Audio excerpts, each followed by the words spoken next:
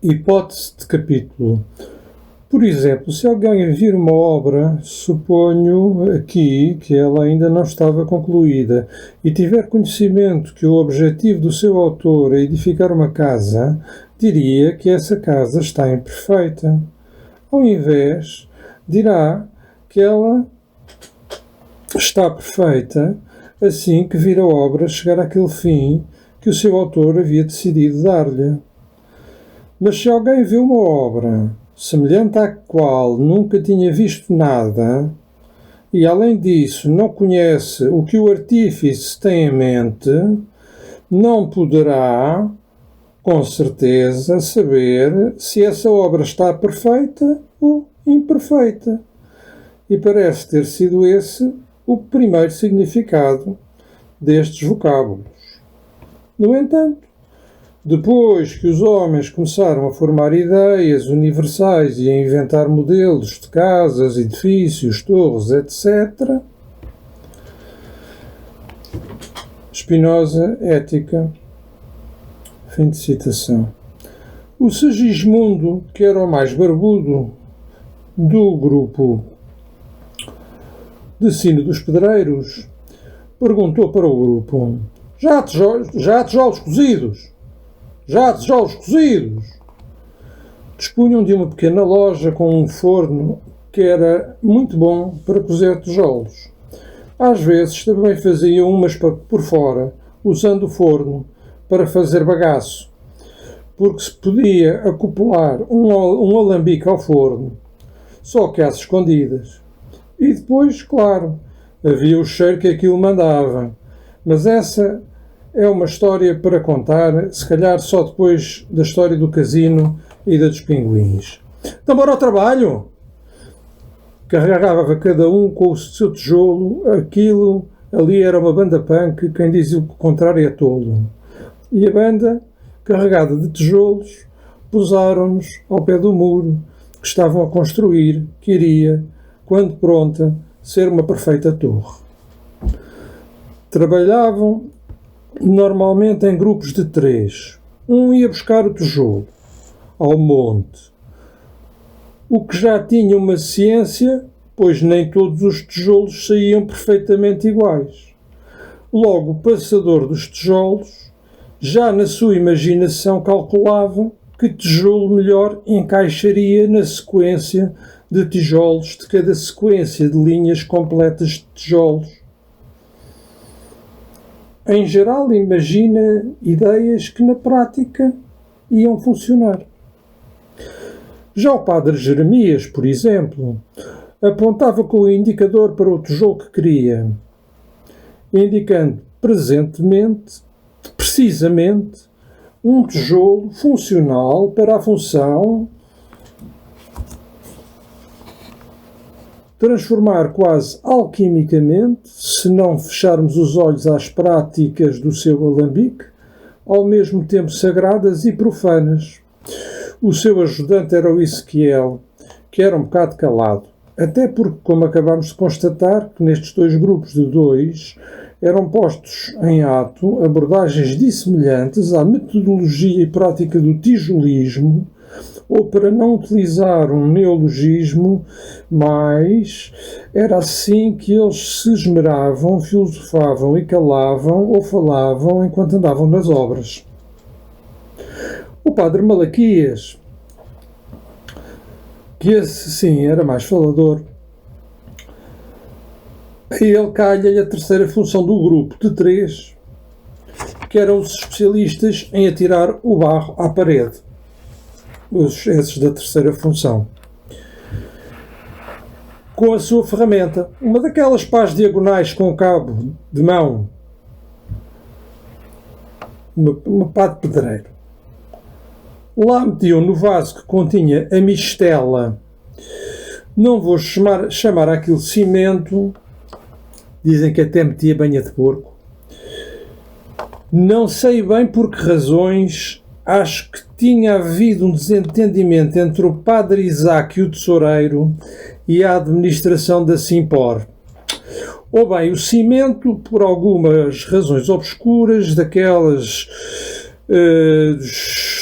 mas lá está, até as bocas dos anjos uma ou outra vez lá se chibam, ou por estarem com a moca, ou simplesmente por serem anjinhos, já se sabe.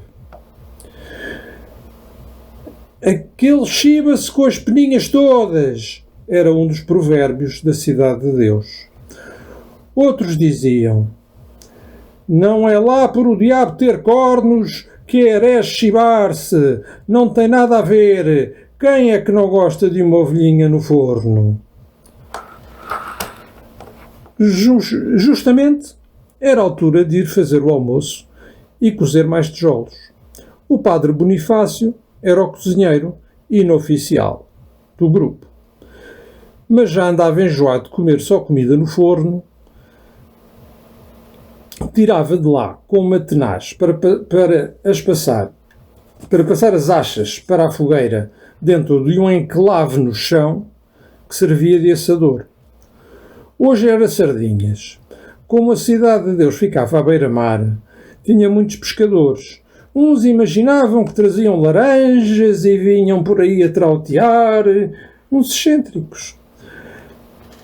Já os pescadores mais competentes vinham de lá com umas grandes canastas e nisso, desde o neto à avózinha, tudo ajudava a levar o peixe para a banca do mercado. Depois ficava lá quem calhava a vender.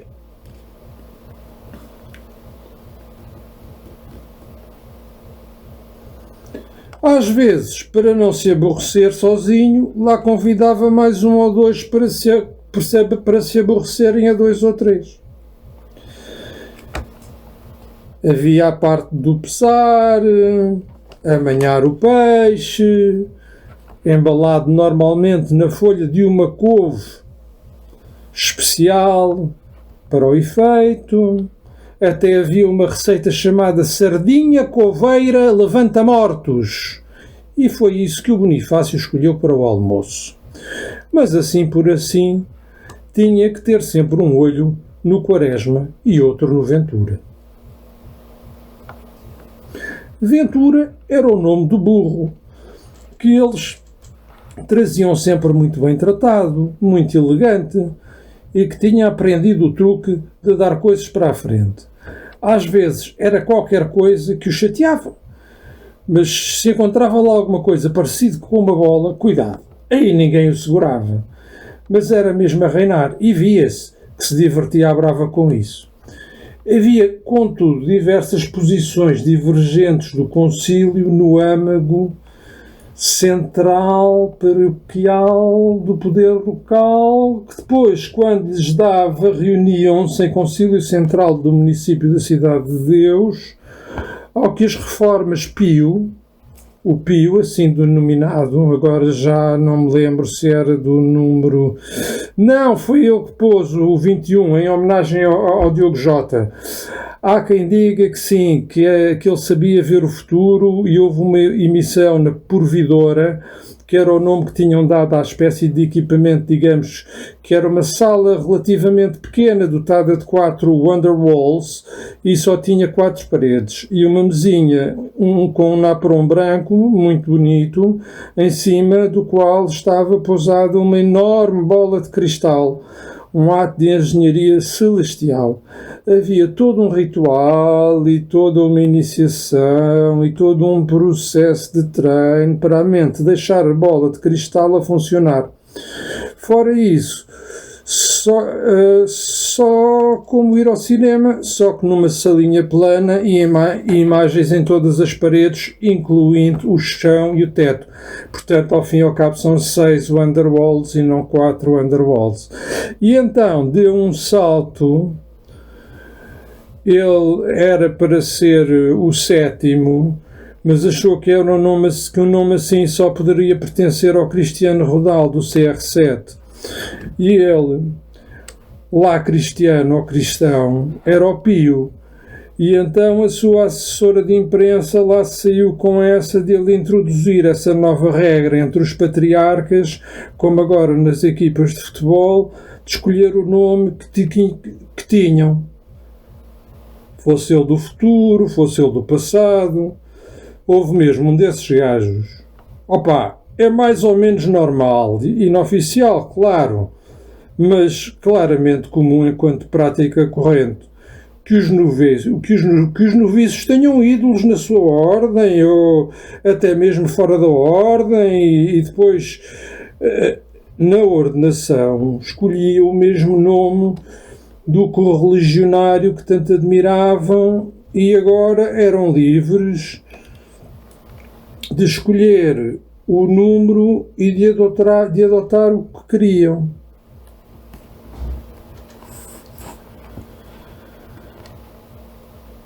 De onde se supõe que o Padre Pio, depois de ser cardinalizado, isto por causa dos números cardinais, que iria apanhar, o escorrega da história, isto por causa dos números cardinais, portanto, e o Padre Pio, que iria apanhar o escorrega da história como Pio XXI, mesmo que na fila não estivesse ninguém à sua frente, ele podia muito bem comprar ou não o saco e pagar ou não com cartão contactless ou até por MBWay, muito bem, pela sua via. Escolheu homenagear o futuro internacional português que tanto empréstimo deu ao Liverpool, que entrara mesmo a seguir ao Pio. Não sei que é daqueles que não ficou... Pois. Exato, portanto, o Pio XXI entrou mesmo a seguir a um Pio daqueles que não ficou para a história, talvez por gostar demasiado de andar de escorrega.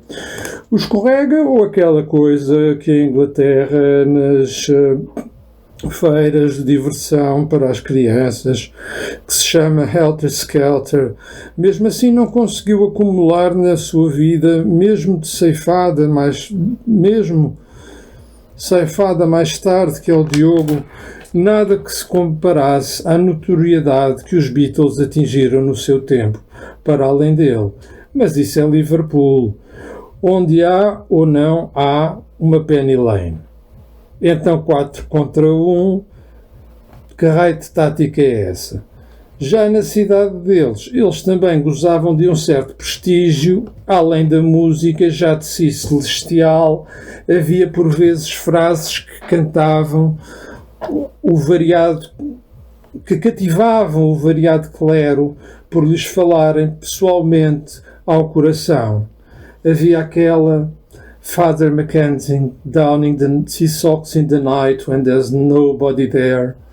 Havia, para os mais chegados ao culto mariano, temas como Lady Madonna ou Let It Be, principalmente a frase Mother Mary talks to me. Ou até mesmo para os que de embarque diamantino tripavam com Lucy in the Sky with Diamonds, que obviamente de forma quase hegemónica, sem lhes passar pela cabeça poder tratar-se de outra droga qualquer, se é que isso existe, associarem inequivocamente à estrepitosa alucinação coletiva, alguns mesmos colégios episcopais na cadeira de penetração, normalmente designada só assim, mas cuja designação completa era estratagemas de penetração na cultura popular com o propósito de catequizar e de expandir a fé, que no fundo e na prática era onde estavam os meninos que depois queriam ter um cargo qualquer, desde que fosse dentro. Eles não diziam ministério, porque o ministério deles já era ser padres.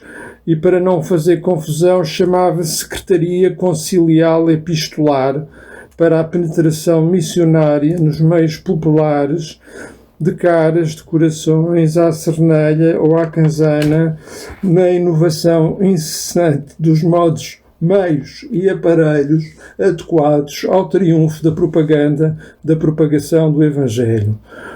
Ora, quem queria ir para isso, tirava o tal curso de penetração e dedicava-se a evangelizar com a maior modernidade possível.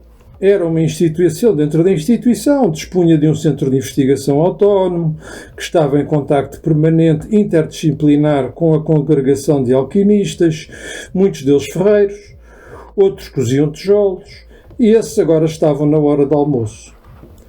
Enquanto se deliciavam com a sardinha coveira levanta-mortos do Bonifácio, enquanto os tijolos continuavam a acabar de cozer, vira-se o padre Malaquias. Ele acrescentava sempre qualquer coisa ao jantar, ou ao repasto. Vira-se assim o Malaquias e pergunta aos outros, até se engasgaram: Deus é perfeito, não é? Porquê? Tens dúvidas? E se Deus é perfeito, a cidade de Deus é perfeita?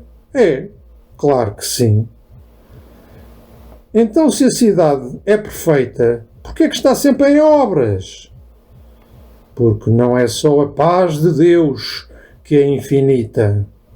Podemos infindar Deus de muitas maneiras. Isso é que tem graça, estás a perceber?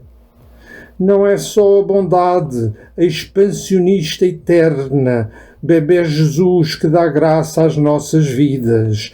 Do mesmo modo que a bondade de Deus é infinita, infinita é também a sua graça. Não estou a perceber a graça. Porque é que toda a cidade está em obras, se Deus é omnipotente? Para já, para demonstrar-no-lo. E depois também, ora, se a graça de Deus é infinita, continua eternamente.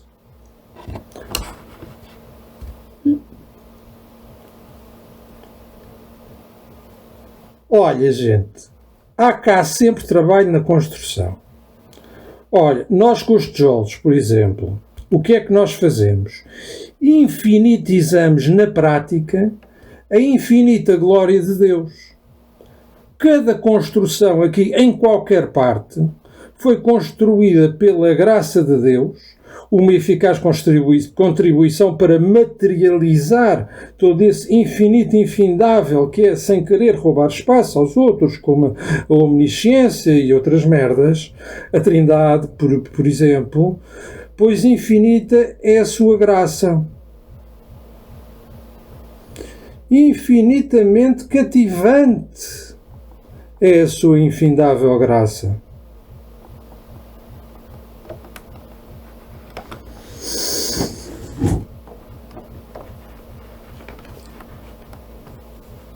Um edifício divinal desta divinal cidade, casas, edifícios, torres, etc., foram e continuam a ser feitas para dar graças a Deus e assim contribuir para a sua infinita graça.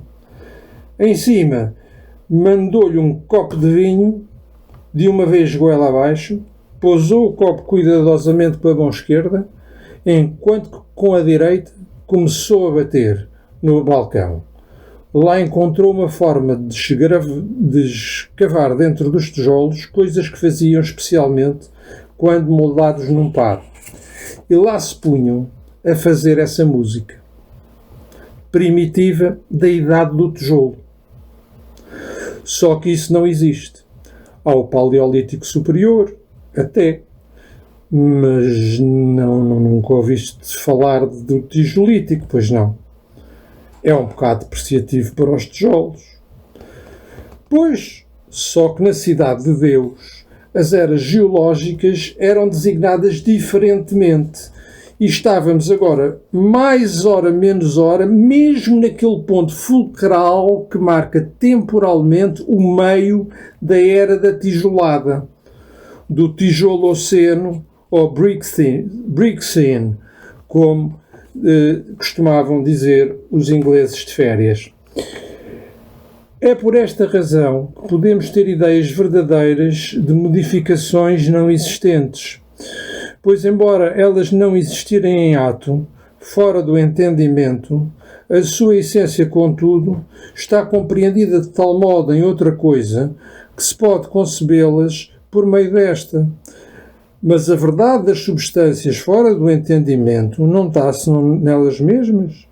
E uma vez que se concebem a si, por conseguinte, se alguém dissesse que tem a ideia clara e distinta, ou seja, verdadeira, de uma substância, no entanto duvida que tal substância existe, seria o mesmo por Hércules que se dissesse que tem uma ideia verdadeira e, no entanto, duvida que ela não será porventura falsa, como é manifesto para quem preste a devida atenção. Oi, se alguém substituir que uma substância é criada, sustentará em simultâneo que uma ideia falsa se tornou verdadeira, e mais absurdo que isto não há nada que se possa conceber, pelo que se tem necessariamente a reconhecer que a existência da substância, assim como a sua essência, é uma verdade eterna. Bento Spinoza, Escólio 2, parte 1, de Deus, página 114. Fim de citação. O que marca a viragem na cidade de Deus do tijolo seno para o seno seguinte, mas esse é inclusivamente mais tarde do que a piada dos cangurus.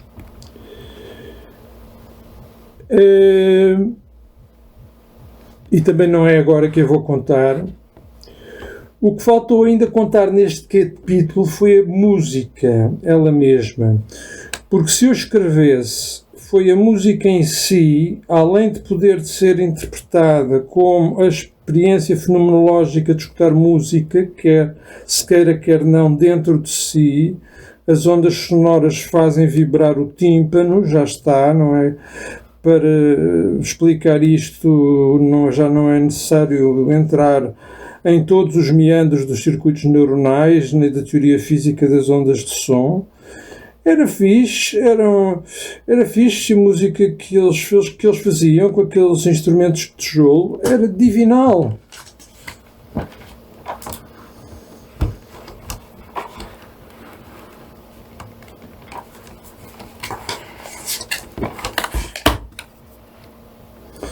E a estrepitosa alucinação coletiva de que falávamos há pouco era, pois, nada mais, nada menos do que aquilo que ficou conhecido na Terra por Milagre de Fátima,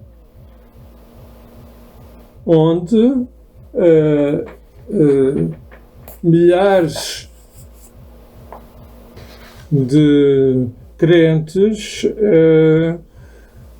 corroboram ter tido percepções dissemelhantes do habitual curso do Sol.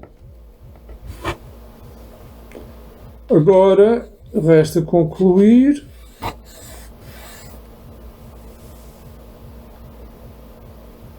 por isso concluam vocês que eu já estou farto de falar.